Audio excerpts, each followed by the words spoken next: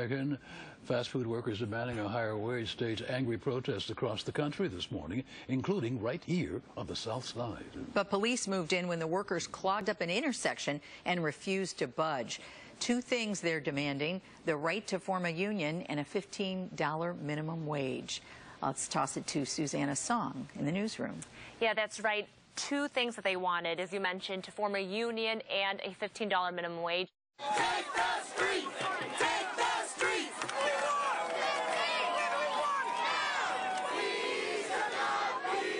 Right around 8:30, hundreds of protesters swarmed 87th Street between State and Wabash. They chanted and blocked traffic. Then about a dozen or so protesters sat on the street in a line between McDonald's and Burger King.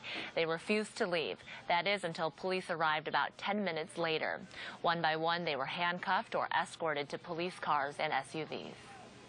I work for the McDonald's on Hyde Park. We're fighting for our rights to make $15 an hour because we can't feed our families. We can't feed no one off $8.25 Is it worth it to get arrested? Yes, it is. It's worth it to get arrested because we are trying to feed our homes, feed our families. And $8.25, we can't do nothing with it. I'm doing whatever it takes to get this $15. Where do you work? 80,000 hours in that McDonald's. And is it worth it to be arrested? You're going to be in jail. You have to pay a fine. I'm going to do whatever it takes. Whatever it takes. If I got to pay a fine, I'm going to pay the fine. I'm going to do whatever it takes to get this $15. Do you have a family? Yes. How many kids? 3 kids. Well, workers say Mayor Emanuel's recommendation to raise the minimum wage to $13 by 2018 is a step in the right direction, but not soon enough. They vow to do whatever it takes to get their message across. Police say 19 protesters were arrested and given tickets this morning. Chicago is one of 150 cities where fast food workers walked off their jobs today.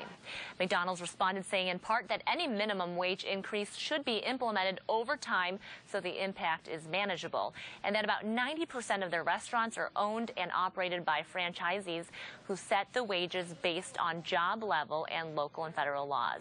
At 12:30, there'll be a second fast food strike over at the McDonald's on Cicero. Plan to avoid that area between noon and 3 because protesters may block traffic again. Roseanne, Harry? Okay. Thank you, Susanna.